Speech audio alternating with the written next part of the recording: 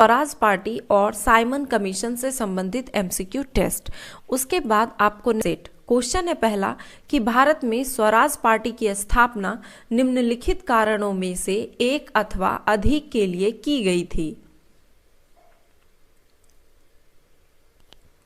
Answer है इसका option B, केवल एक और दो, यानी कि गांधी जी के द्वारा असहयोग आंदोलन वापस लेना और काउंसिलों में प्रवेश कर तथा उन्हें काम न करने देकर 1919 के भारत शासन अधिनियम का उच्छेदन करना।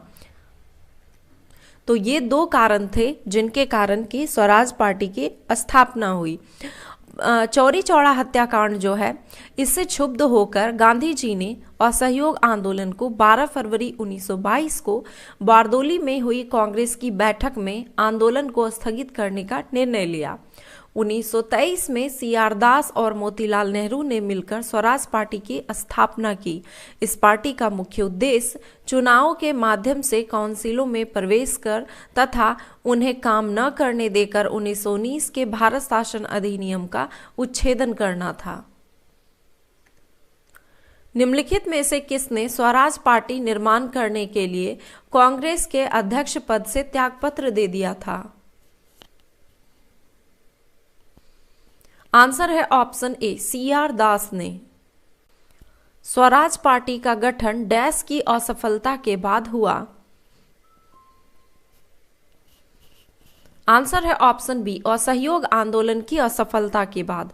असहयोग आंदोलन की असफलता के बाद स्वराज पार्टी का गठन जनवरी 1923 में सीआर दास और मोतीलाल नेहरू ने किया। सीआर दास इसके अध्यक्ष तथा मोतीलाल नेहरू इसके महासचिव थे। स्वराज पार्टी के संस्थापक कौन थे? आंसर है इसका ऑप्शन ई। ऑप्शन ई में इसका आंसर हो जाएगा उपयुक्त में से एक से अधिक, सीआर दास और मोतीलाल नेहरू। मोतीलाल नेहरू स्वराज दल के नेता थे। निम्न में से कौन दल में नहीं था? आंसर है ऑप्शन सी, सी राजगोपालाचारी। सी राजगोपालाचारी स्वराज दल का नेता नहीं थे।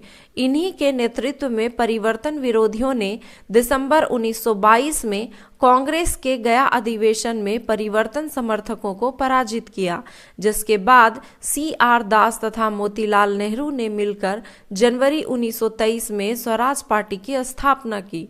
श्रीनिवास अयंगर मद्रास प्रांत में स्वराज पार्टी के संस्थापक थे तथा विठल भाई पटेल सेंट्रल लेजिस्लेटिव असेंबली का अध्यक्ष चुने गए थे। बिहार में स्वराज दल का गठन किसने किया था? आंसर है ऑप्शन सी, श्री कृष्ण सिंह ने। बिहार में स्वराज दल की शाखा का गठन श्री कृष्ण सिंह द्वारा किया गया था। निम्नलिखित घटनाओं का सही कालक्रम चुनें।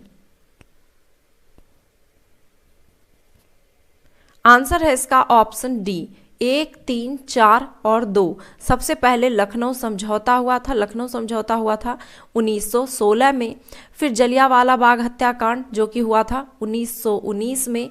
फिर बाल गंगाधर तिलक की मृत्यु ये हुई थी 1920 में। तिलक की मृत्यु 1 अगस्त 1920 को हुई थी। और उसके बाद फिर स्वराज दल की स्थापना ये 1923 में।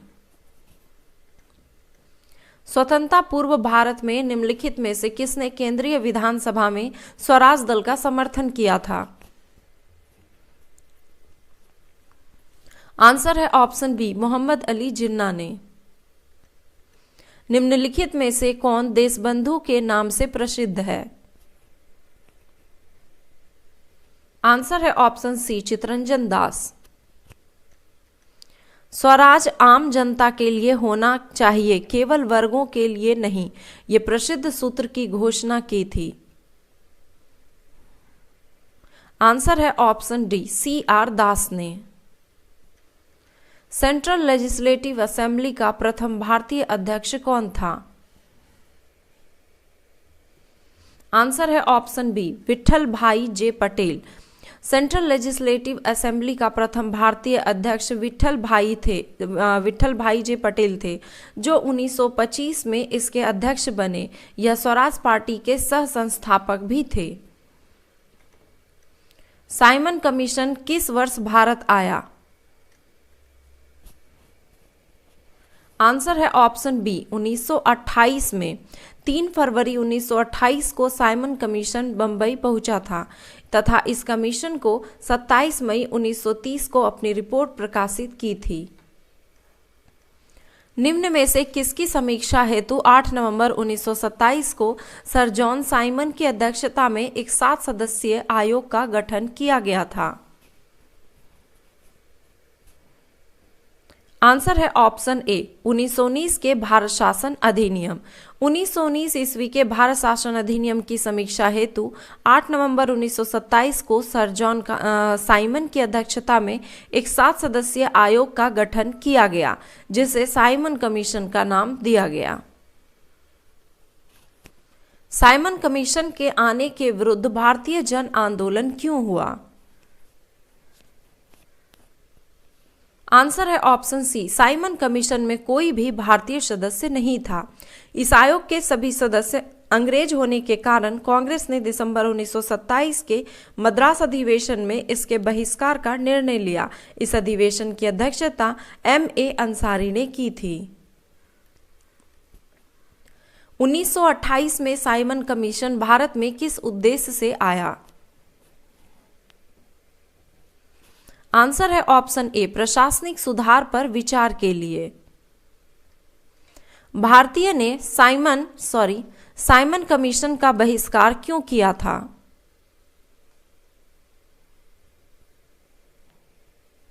आंसर है ऑप्शन सी इसका कोई भी सदस्य भारतीय नहीं था।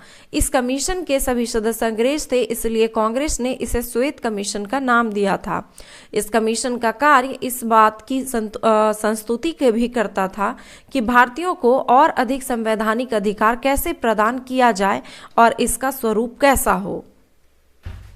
3 फरवरी 1928 को साइमन आयोग के सभी सदस्य पहुंचे थे। आंसर है ऑप्शन ए मुंबई। 3 फरवरी 1928 को साइमन आयोग के सभी सदस्य मुंबई पहुंचे। इसके विरोध में हड़ताल आयोजित की गई, उन्हें काला झंडा दिखाया गया तथा साइमन वापस जाओ का नारा लगाया गया।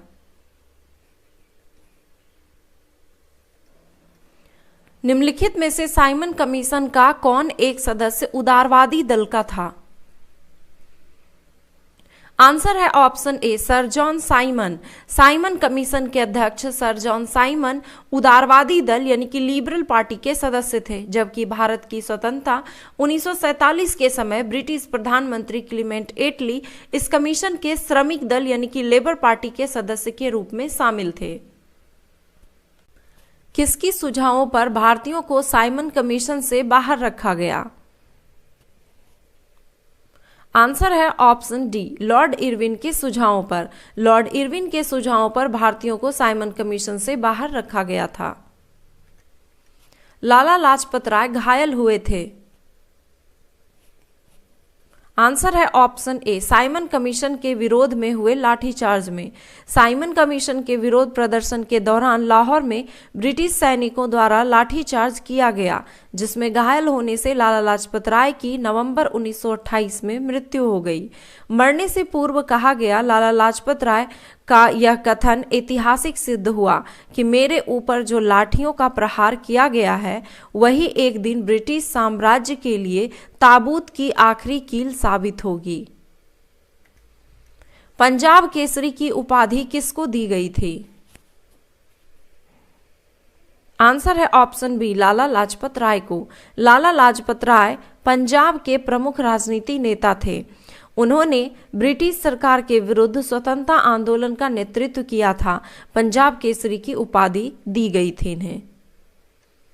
नेहरू रिपोर्ट किसने तैयार किया था? आंसर है ऑप्शन बी M.L. नेहरू ने। भारत सचिव लॉर्ड बर्केनहेड ने भारतीयों को यह चुनौती दी थी कि वह एक ऐसा संविधान बनाए जो सभी दल को मंजूर हो। इसी परिप्रेक्ष्य में मोतीलाल नेहरू की अध्यक्षता में 9 सदस्यीय समिति बनाई गई। यह रिपोर्ट 10 अगस्त 1928 को प्रस्तुत किया गया। इसमें मूल अधिकारों को प्रतिपादित किया गया था। निम्न में से कौन 1928 के नेहरू रिपोर्ट में सदस्य के रूप में शामिल था?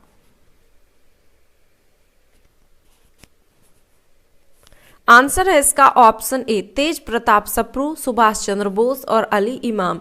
मोतीलाल नेहरू की अध्यक्षता में नेहरू रिपोर्ट प्रस्तुत किया गया था, जिसमें मोतीलाल नेहरू के अतिरिक्त अन्य सदस्य सर तेज बहादुर सप्रू, सुभाष चंद्र बोस, MS सरदार, मंगल सिंह, अली इमाम, GR प्रधान एवं शोएब कुरैशी थे। निम्नलिखित में से किसने सर्वप्रथम भारत के लिए औपनिवेशिक स्वराज की मांग की थी? आंसर हो जाएगा इसका ऑप्शन सी, तेज प्रताप सप्रू एवं अली इमाम।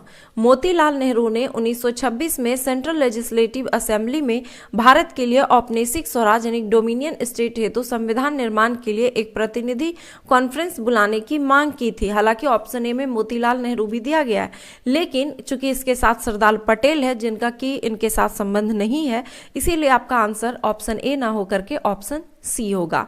तेज बहादुर सप्रू और अली इमाम नेहरू रिपोर्ट तैयार करने वाले समिति में शामिल थे, जिसमें भारत के लिए औपनिवेशिक स्वराज की मांग रखी गई थी।